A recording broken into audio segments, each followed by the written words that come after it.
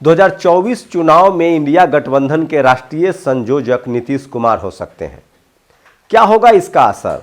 क्या ओबीसी बनाम नरेंद्र मोदी का मुकाबला होगा? क्या जाति जनगणना बनाम मोदी का मुकाबला होगा? और क्या विपक्षी दल तैयार है? मोदी से अगर आपको लड़ना है तो मीडिया से लड़ना होगा। नमस्कार, मैं शंभू कुमार सिंह और आप देख रहे हैं नेशनल दस्तक। आज इंडिया गठबंधन की वर्चुअल मीटिंग होने वाली है। ये एक बड़ी बैठक होगी और कयास लगाए जा रहे हैं कि नीतीश कुमार इसके राष्ट्रीय संयोजक बनाए जा सकते हैं। वैसे बनाया जाना भी चाहिए था, क्योंकि इंडिया गठबंधन का पूरा कॉन्सेप्ट ही नीतीश कुमार ने तैयार किया था और उन्होंने तमाम नेताओं से मुलाकात की। अरविंद केजरीवाल, ममता बनर्जी, नवीन पटनायक से भी मिलने गए, जो अब बीजेपी खेमे में दिख रहे हैं। उनकी कोशिश थी कि चंद्रबाबू नायडू हो या जगन मोहन रेड्डी या बीआरएस के केसीआर, सबको एक गठबंधन में लाया जाए, लेकिन कांग्रेस ने कहीं ना कहीं इस पर मिट्टी पलीत किया। कांग्रेस बीआरएस के लिए तैयार नहीं था और तेलंगाना में हालांकि उसे जीत मिली, लेकिन ये जरूरी नहीं है कि लोकसभा में वो फतह झंडा हासिल कर ले।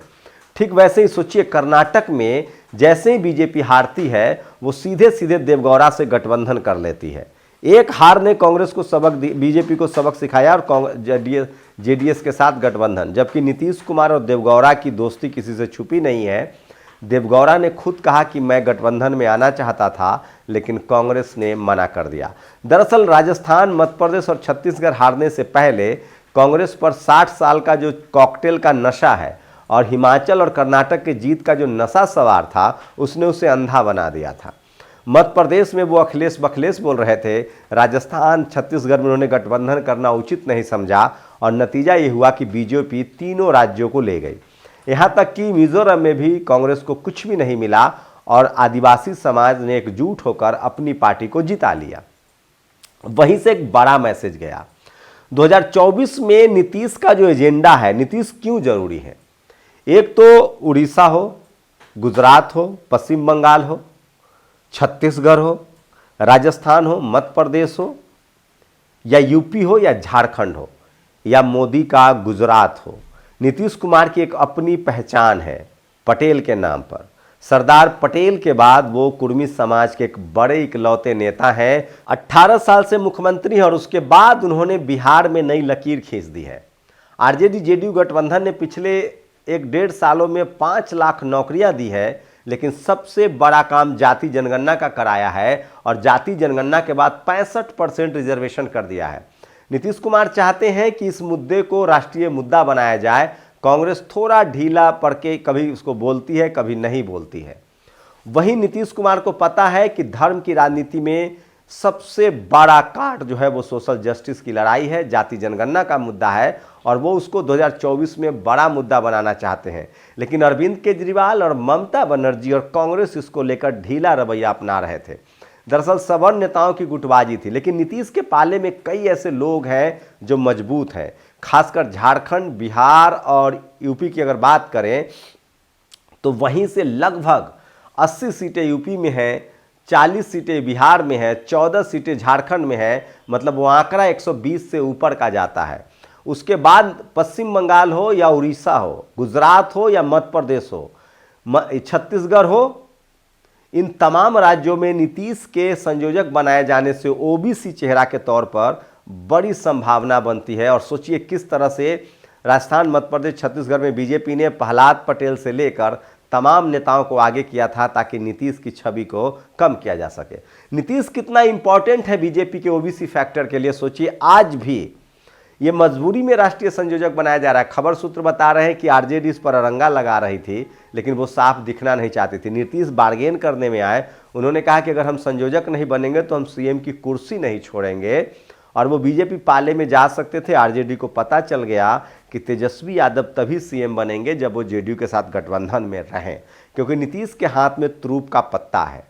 और इसी के बाद लगभग अब तय हुआ है, लालू यादव भी चाहते हैं कि नीतीश कुमार राष्ट्रीय संयोजक बने। दोनों के बीच कॉम्बिनेशन हो गया है।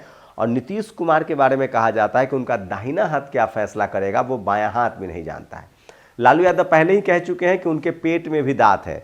इसको राजनीतिक नजरिए से देखिए। राजनीति में होशियार होना कोई बुरी बात नहीं है। लालू यादव को सत्ता से अगर किसी ने हटाया तो वो नीतीश कुमार ने, लेकिन अब वही आरजेडी और जेडीयू की गठबंधन बीजेपी को सत्ता से हटा सकता है। 2014 में नरेंद्र मोदी चुनाव जीते थे, 2015 में बिहार में उनको सफलता नहीं मिली, 2019 में जीते लेकिन 2020 में फिर बिहार में सफलता नहीं मिली। मैं बार बार कह रहा था कांग्रेस तीनों राज्य में अगर चुनाव जीत जाती है तो इंडिया गठबंधन बिखर जाएगा, लेकिन अगर वो तीनों राज्य में हार जाती है तो इंडिया गठबंधन मजबूत होगा।